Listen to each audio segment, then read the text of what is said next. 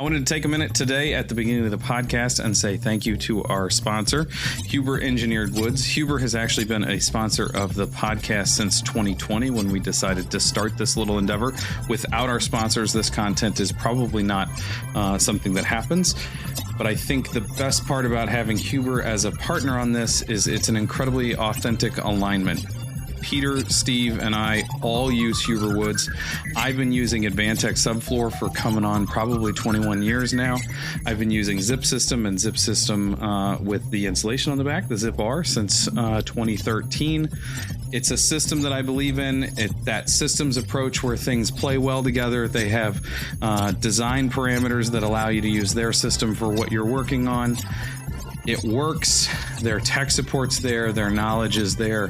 I've never had an issue with their product, and it's a great thing that they've decided to sponsor the podcast. So thank you, Huber Engineered Woods.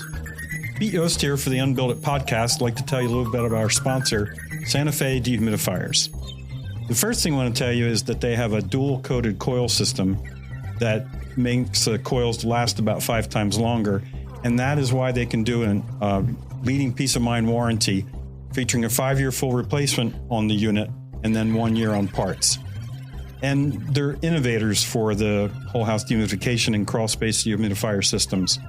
They only make dehumidifiers so they know how to get it absolutely tuned for just that one conditioning of the building or the space. They're also headquartered in Madison, Wisconsin. I've been to their factory there. When you call them with install questions or application questions, you're going to be talking to tech support right out of Madison, Wisconsin. The other thing is there's no proprietary software or controls, so you can use that dehumidifier from Santa Fe with pretty much any type of control system, T-stat, humidistat.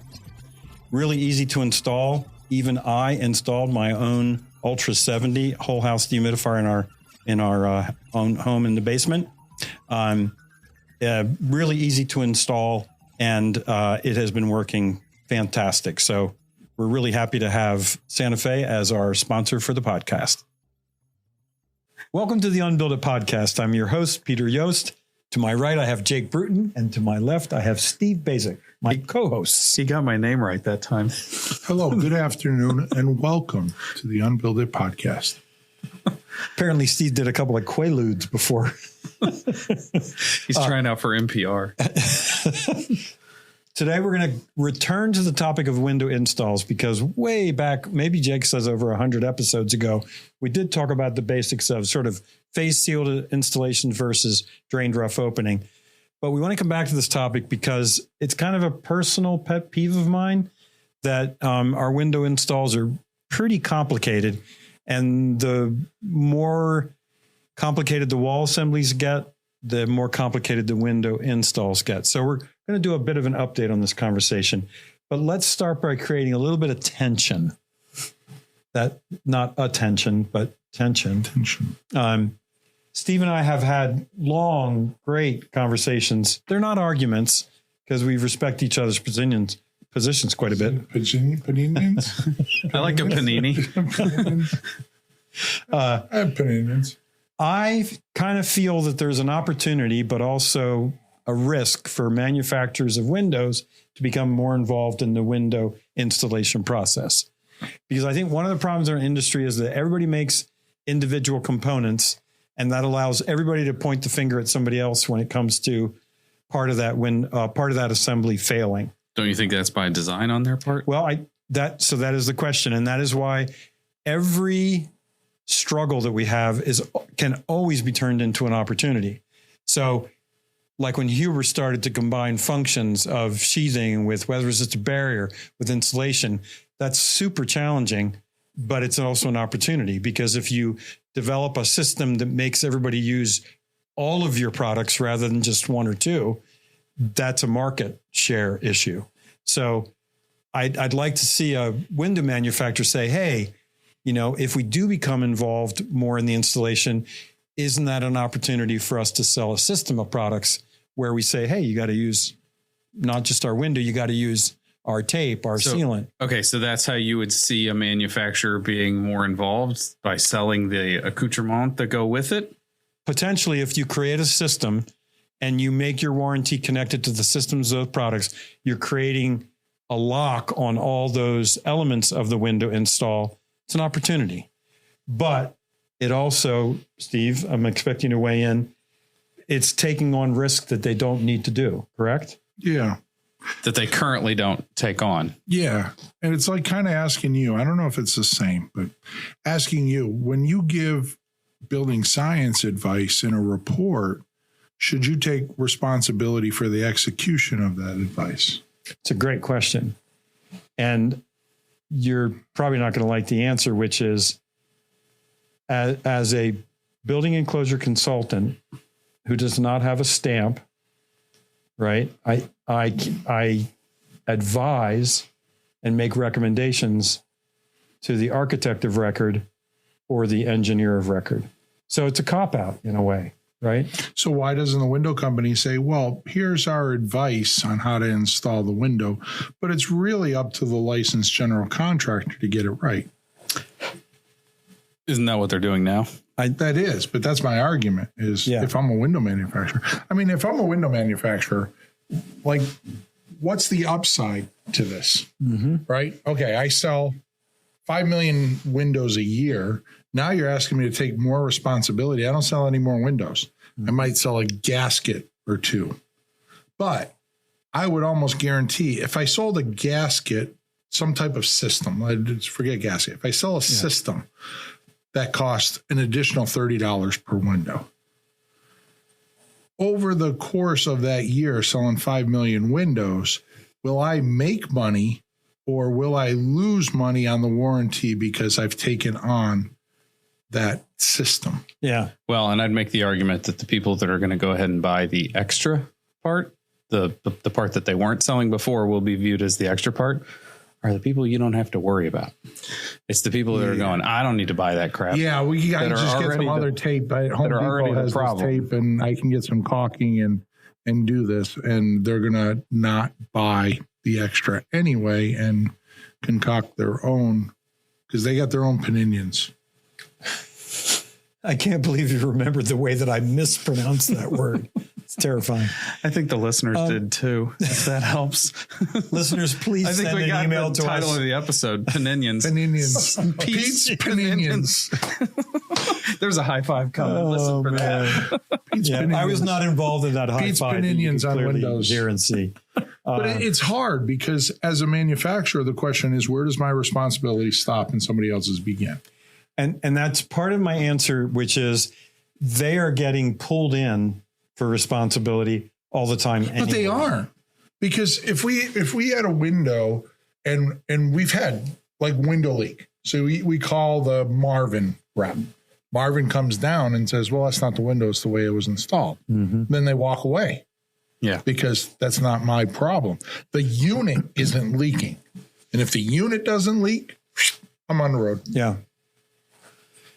It makes me wonder why a company like Huber would take on, combining functions with products. Sorry. I couldn't get that out of my mind. I couldn't focus on either one of you. So start over. That was my general complaint is, could you give me some warning when you're going to burst into song the next time? I like that song. Well, I'm glad you're not singing songs that you don't like. I'd hate to hear what they sound like. I do those too. Okay. So I don't think we're going to be able to resolve this issue, but let's go with the Poninion that you have a great idea. And that window, let's just go down that road. Okay. Window manufacturers should, in fact, take the responsibility for installation. How do we do it? So did you kind of set me up on that one? Because listen, 2 years ago at this IBS, is your game. I'm trying to help you out here, and then you're swinging it back on me and saying, what are you doing? You set me up. No, I'm trying to help you, for God's sake. I meant that in a positive way. Yes, I'm trying to set. I just threw a little softball out there. Hit it out of the park. I'm going to try my best. Okay. 2 years ago at International Builders Show, we were surprised to find that Pella has developed a install system for their windows that's quite different than the way that they were selling windows beforehand. And I know one of the lead engineers and R&D. And my first question to him at the Builder Show was, how did you get this past Pella legal?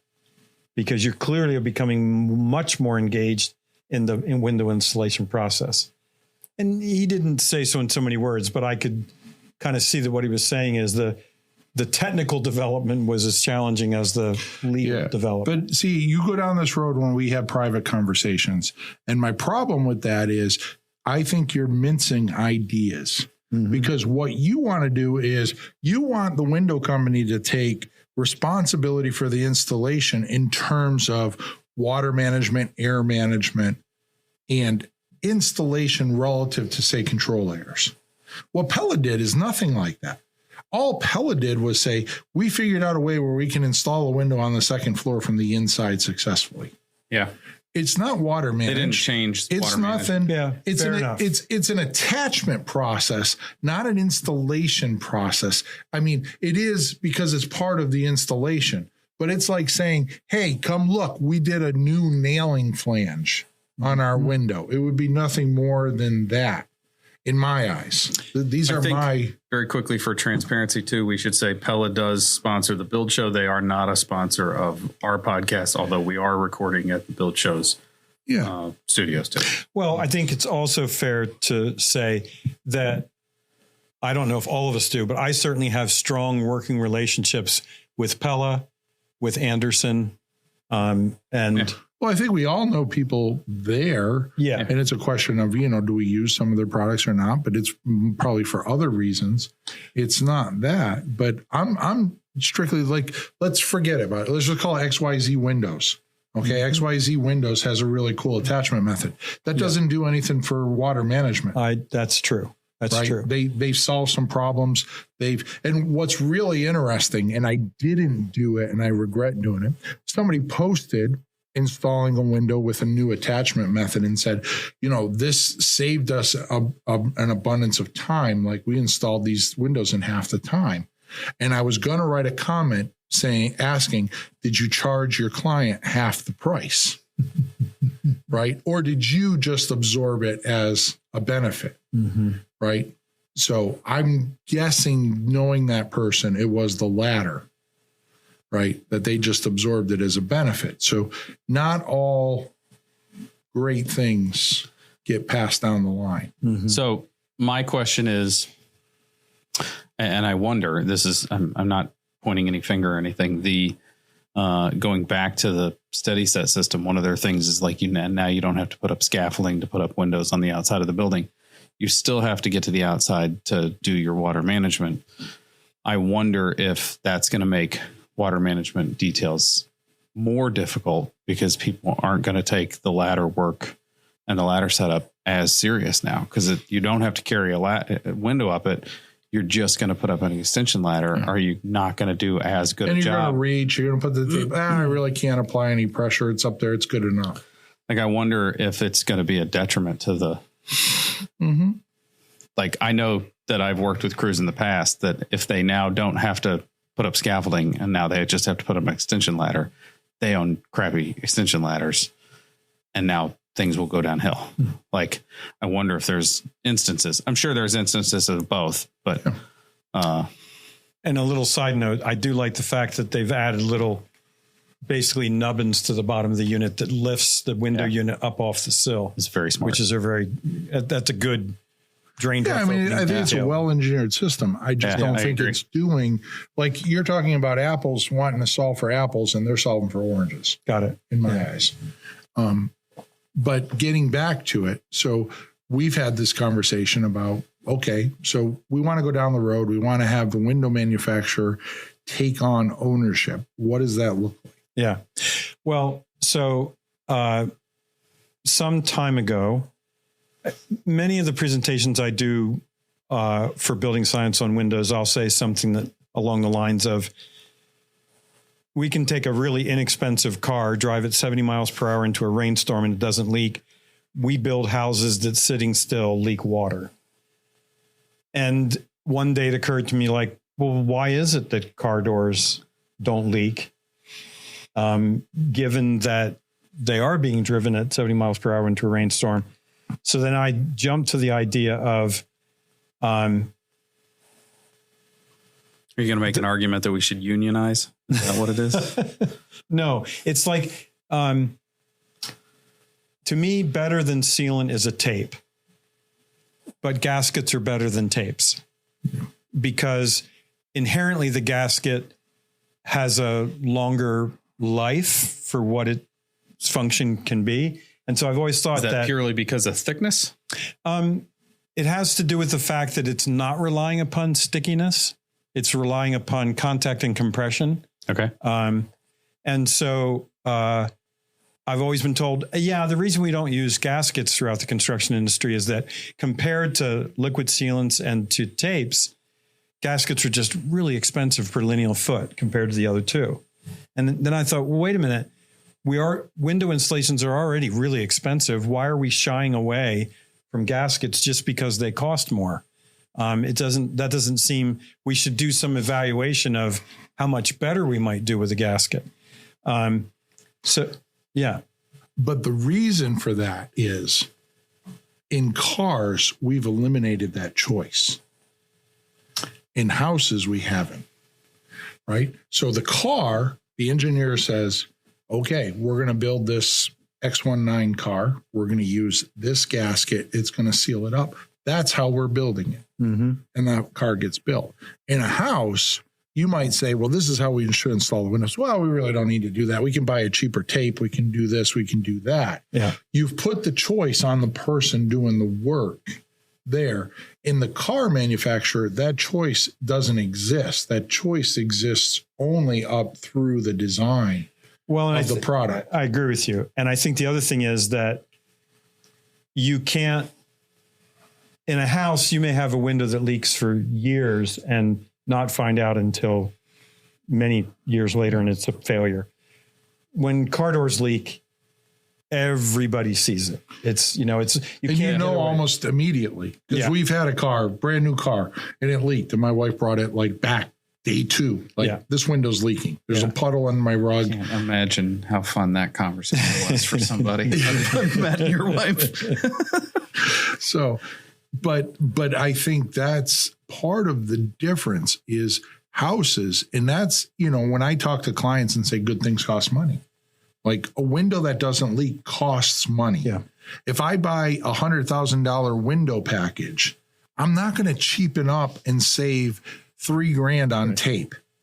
Right. Against $100,000 worth of windows. It doesn't make sense. Yeah. Right. Your decisions have to be proportional. If you want to cheapen up, then pay for a bigger overhang on the house or a porch roof or something that eliminates that challenge. So in the midst of all this, I had 3 projects in relatively short order that I got involved in because the windows leaked.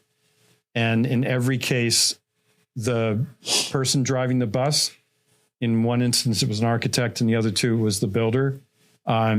These are top-notch building professionals, and they were installing very expensive windows in very expensive, very exposed locations. And all 3 windows leaked. And they leaked because despite the fact that there was adult supervision from a water management perspective, and the carpenters were doing their best, they got installed incorrectly. And in each of the 3 cases, it was because the people doing the work were being asked to do different types of details for different situations. Flange window versus an unflange window, a triple pane versus a double pane, inset, flush to the outside.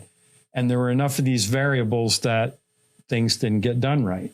And as soon as the adult supervision, the person driving the bus saw that, they slapped their forehead like, I don't know how that could happen, but it did happen. So one of my premises is that, particularly with deeper assemblies or more exterior insulation, the window installation details are very complex and they change from job site to job site. And so what if we could create a more uniform process to actually install windows? And that's when I thought, well, maybe cars are more than just a smart ass comparison. Maybe we could learn how to do gaskets with windows. And I just want to preface this by saying at the Build Show Live this past fall, Cody Pelletier of Laurel Design and I did a presentation on this topic of using gaskets to install windows. And Steve has been really helpful with this, and Jake as well, providing feedback on this system because it's definitely something that's in early stages of development. But I started off this investigation by calling a car manufacturer I knew. They, under a NDA, a non-disclosure agreement, had asked me to do enclosure consulting because this car manufacturer... Just tell everybody it was Ferrari. Just tell them. Go ahead. This is a car company that wanted to do modular housing. And so I called them and said, here's what I'm thinking about. And my contact said, yeah, I'm not really interested in that. I said, yeah, but I'd like to talk to somebody on your automobile side of the business that does gaskets and cars. And he said, oh, we call that our enclosure department. And the enclosure department is... You want to talk about a way to get Pete excited? Yeah. Well, you want to talk to our management of enclosure. Oh, I get to talk to the enclosure guys and gals. Mo management of enclosure. They do windshields, doors, windows, hatchbacks, and skylights. Yes. Or roof lights. And he said, I'm not going to pay you, to talk to our folks. And it has to be off the record. But I bet you if I go to the head of the engineering of the closure department, there'll be some engineer there that'll be tickled to death to have somebody who from wants the outside, who wants to learn, who wants to learn about There's enclosure. People on the other side of the wall. So a week later, he called me back and he said, as I predicted, an engineer really is looking forward to talking to you. They can only do it during their lunch hour. I would have paid to be on that conversation. Somebody excited to talk to Pete about enclosures. So for an hour at lunchtime, the head of the enclosure department for this motor vehicle company, and one of the first things he said was, it is rocket science. It's really complicated. But what was fascinating to me is a couple of things. One is car doors have double bulb gaskets. There's one on the door and there's one on the frame. They're continuous and they're all these crazy different shapes. And their brake is at the bottom, right? There is no brake. Or where they're welded. I couldn't find the weld. Okay. Yeah. And when you peel back both the frame gasket and the door gasket, there's perforations along the back, but they're not weeps because they're hidden and they're facing up or out, not down. And so when I asked him about that, he goes, yeah, that's so that there's no actual air pressure in the gasket.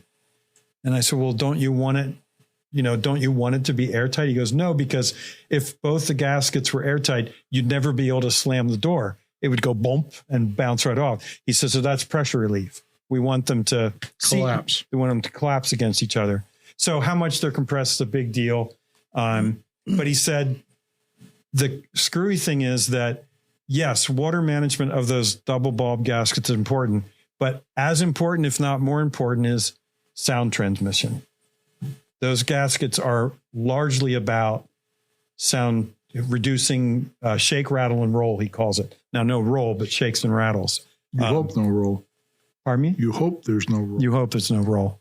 And then he said, since your situation, you're only installing the window presumably once, you probably don't need a double gasket. I mean, we needed the double gaskets because we're constantly opening and closing the doors and compressing and uncompressing. So that was a relief. So he told me a whole bunch of really interesting things. And I've noticed that, like, on the top of the gasket, like, there's a little channel that sheds the water too. It's really interesting. When you look at, one of the things is that I started to look at cars up to 20 years old. And over the last 20 years, the gaskets... 20 years old up to your age? Well, I'm just trying to understand. Are we talking like Packards here, or are you talking about recent? Only if I go back to a roof. 2005. Okay.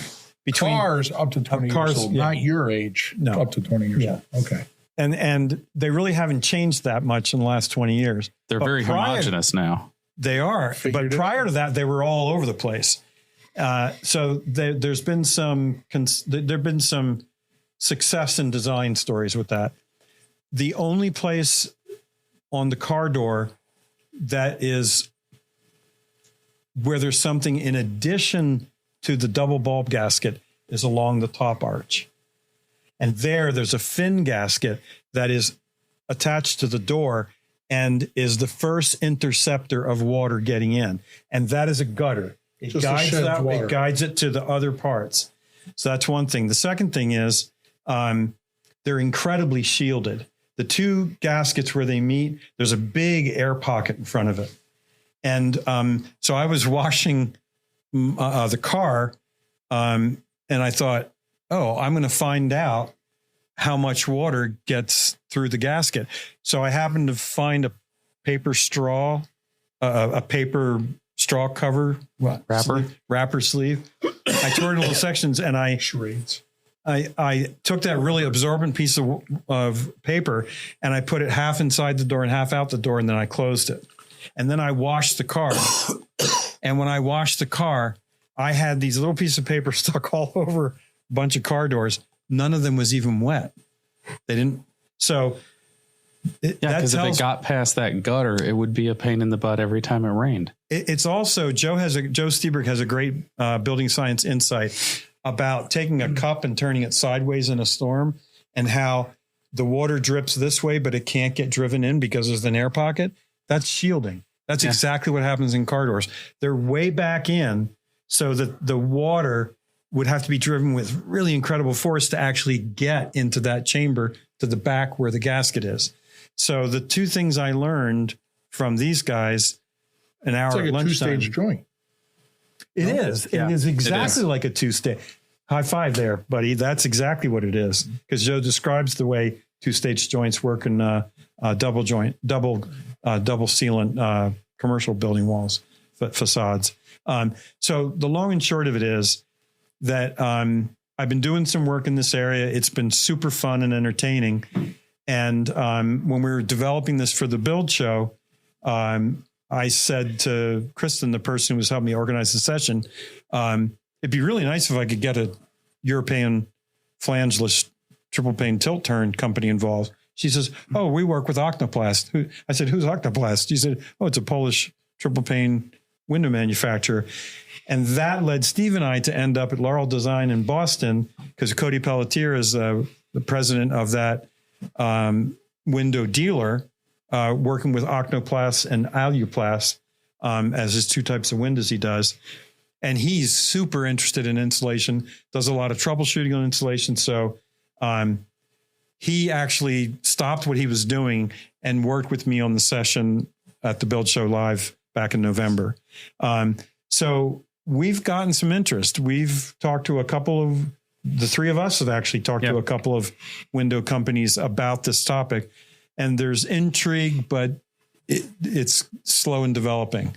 Wait, before we move too far away from the auto manufacturer, I want to just support Peter in saying Peter shared some of the emails back and forth between he and the auto manufacturer engineer. The emails even read as if the engineer was excited to talk to Pete. I'm going to support him in his assessment that this person seemed excited to talk to somebody Pete. as dorky and twisted as Peter Yost. Yes. Sorry, go ahead. Yeah. But anyway, so I, with some other folks, am trying to figure out if this might be a way of sliding windows from the inside, compressing a gasket, have it click into place. And then the question is, you have to go from one plane for the head and the jambs and switch to the sill in a different plane. So the gasket has to make a right angle bend there. And Steve, I was doing this presentation at the Chicago BS and Beer, and Steve walked up, and because he's been to so many window manufacturers, both double pane and triple pane, American and US, he said it's very common for them to slice and create a relief in the bend to get that to not be an awkward compression. So whether this idea will fly or not, who knows? But it's starting to get traction with people who have to install windows. And I'm hoping that'll lead to some progress with an innovative window manufacturer. And, there is some indication that Octoplas is interested, and other window manufacturers as well. And I just want to tell you that I could not figure out how this might work without building a 3D model. Yeah. Steve told me, I can't be sure I understand it until I draw it in 2 dimensions. And I think that is really a reflection of the way that the three of us work on this podcast, is that I don't look at things. I don't have the same strengths as you two, right? And I don't have the same experiences day to day. But what we do is we take that mix and we come up with a better idea because of the perspectives we have. I don't understand. We have a community Poninion. I'm trying to talk time to go here. Get flat grilled sandwiches. But no, I don't understand how Steve can say, I won't understand until I can draw it. That makes no sense to me at all. But I know that's how his brain works, and I think it's really cool, because that will be the proof of it, is we can make a 3D model that works. And by the way, Cody from Laurel Designs is trying to work with a company with whom he does window testing. And we're going to try 3 different configurations of gaskets to see if it's going to hold water or not. So literally.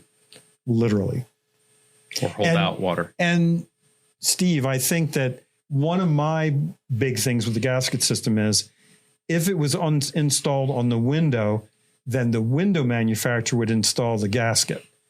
And both you and Cody say, nah, I think that's a job that should be left. You sell it as an installation kit outside of the window, and you sell for installing any window with it. And now what you've done, you've sort of skirted the issue of who's really Everybody still has the same responsibility. Yeah. It's really interesting that in hearing you talk, what's coming down the pike a lot more often now is companies are hiring companies to install the windows.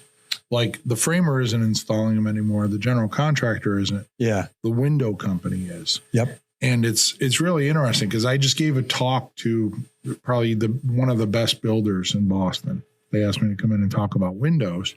And I gave the talk with the company that installs their windows.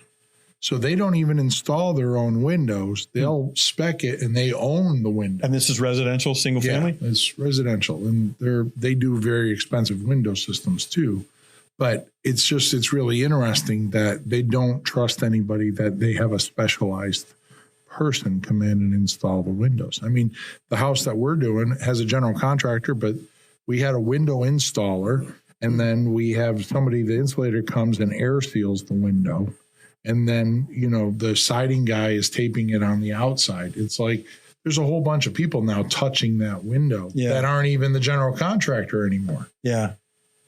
I do know that some window, it gets highly compartmentalized. And in my opinion, the minute you get highly compartmentalized, you just offered a lot more opportunity to say, well, it was their fault. Yep. It's their fault, not mine. The frame was wrong. If it's not mine, the tape failed. Well, I do know that many window manufacturers are connecting their warranty to, you must install it the way that they described and with the materials they described. Yeah. And also either extending the warranty or making the warranty dependent on, you've got to do a blank certified window installer. Yeah. That's the materials that they prescribe is one that I immediately go, well, we're not going to get a warranty.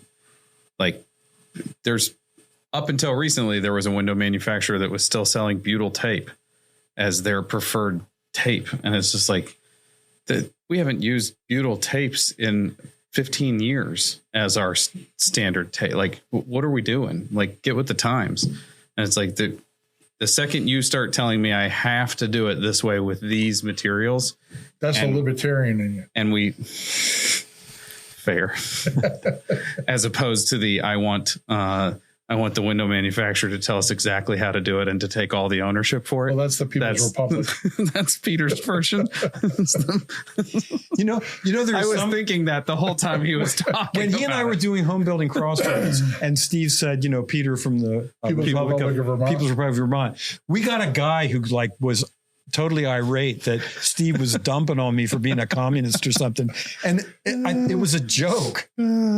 But anyway, that one, my other favorite joke was when Peter, he would forget, like we just did the presentation 2 weeks later, he'd be there and be like, do you remember where did we used to do laundry? And I'd yell, down by the river. I'm going to tell you guys this because you might find out some other way. In the video on the Build Show Live of the session, I have a headlamp that I put on my head, and because I want to shine on the light so the videographer can get a better view. And I put the headlamp on backwards. I put the bar of the LED here, and I'm like looking like that. I know I have batteries in this thing. So the entire audience is totally cracking up, and so is Cody. I'm the only one that doesn't know that I have the headlamp on backwards. So that's a real treat for those who don't believe me.